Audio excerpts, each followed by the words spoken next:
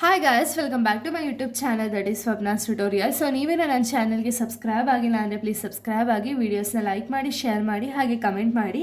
So ಇವತ್ತು ನಾನು ಮಾಡ್ತಿರೋ ಸಬ್ಜೆಕ್ಟ್ ಯಾವುದು ಅಂದರೆ ಥರ್ಡ್ ಸೆಮ್ BComನ ಡಿಜಿಟಲ್ ಆಂಟ್ರಪ್ರಿನರ್ಶಿಪ್ನ ಒಂದು ಇಂಪಾರ್ಟೆಂಟ್ ಕ್ವಶನ್ಸ್ನ ಹೇಳ್ತಾ ಹೋಗ್ತೀನಿ.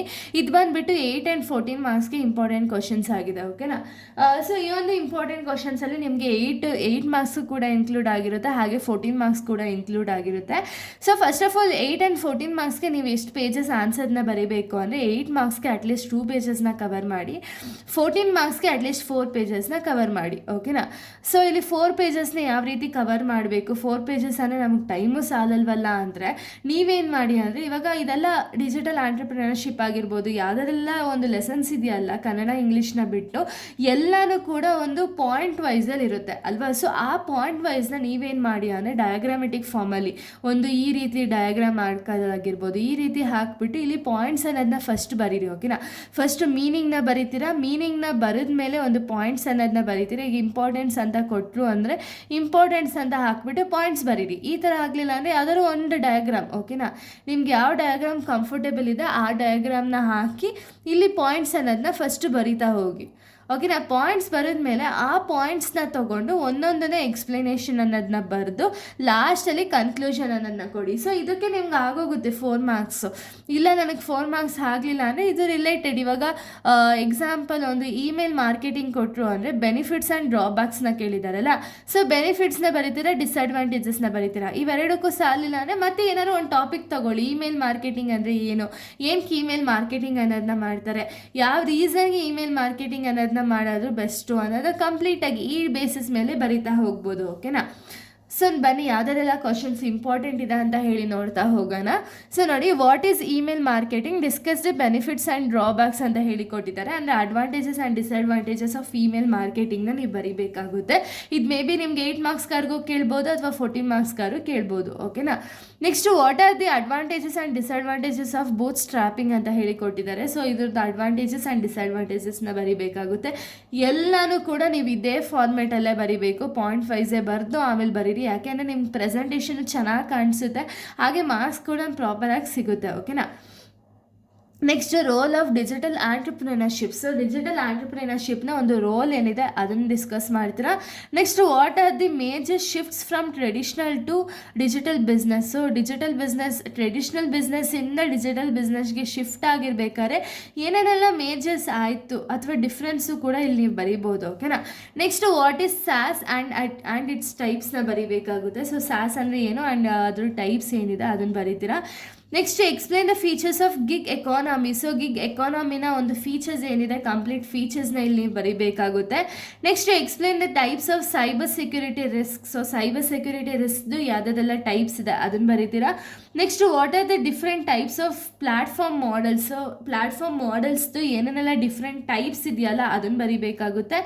Next what is the use of SEO in digital business. ಅಂದರೆ ಸರ್ಚ್ ಇಂಜಿನ್ ಆಪ್ಟಿಮೈಸೇಷನಿಂದ ಏನು ಯೂಸ್ ಇದೆ ಒಂದು ಡಿಜಿಟಲ್ ಬಿಸ್ನೆಸ್ಸಲ್ಲಿ ಅನ್ನೋ ಒಂದು ಕಾನ್ಸೆಪ್ಟನ್ನ ಬರೀಬೇಕಾಗುತ್ತೆ.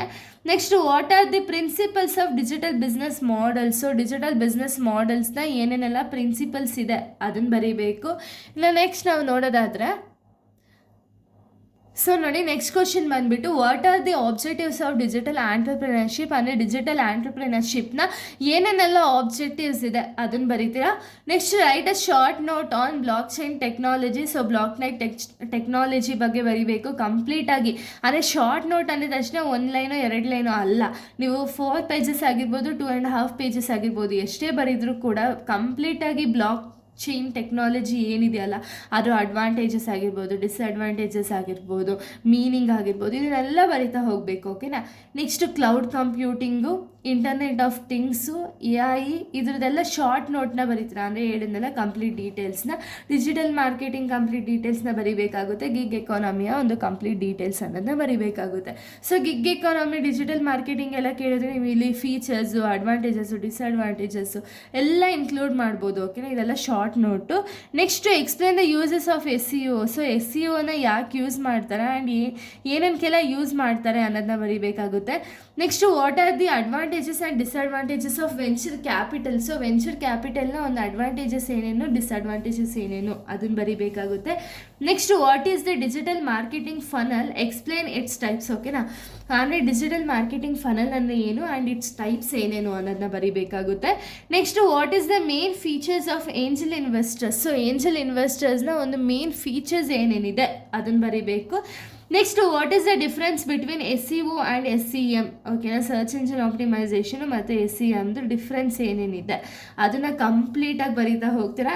Next why are trademarks important for startups. So ಸ್ಟಾರ್ಟಪ್ಸ್ಗೆ ಟ್ರೇಡ್ ಮಾರ್ಕ್ಸ್ ಅನ್ನೋದು ಯಾಕೆ ಇಂಪಾರ್ಟೆಂಟು ಅನ್ನೋದನ್ನ ಬರೀಬೇಕಾಗುತ್ತೆ.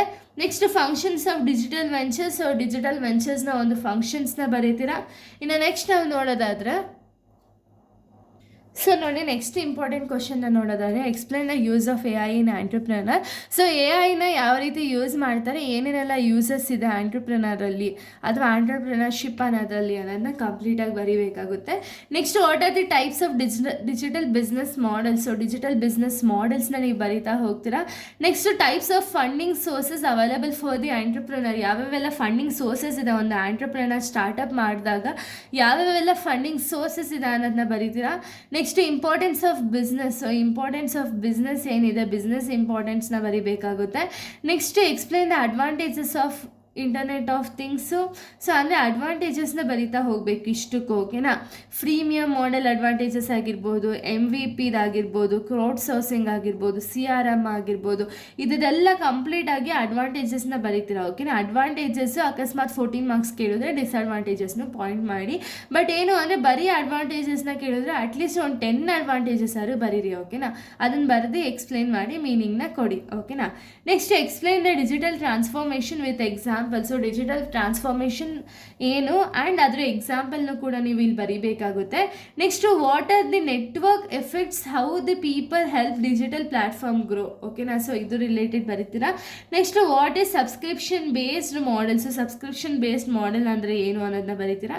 Next role of social media. So social ಮೀಡಿಯಾದ ಒಂದು ರೋಲ್ ಏನಿದೆ ಅದನ್ನು ಬರೀಬೇಕಾಗುತ್ತೆ.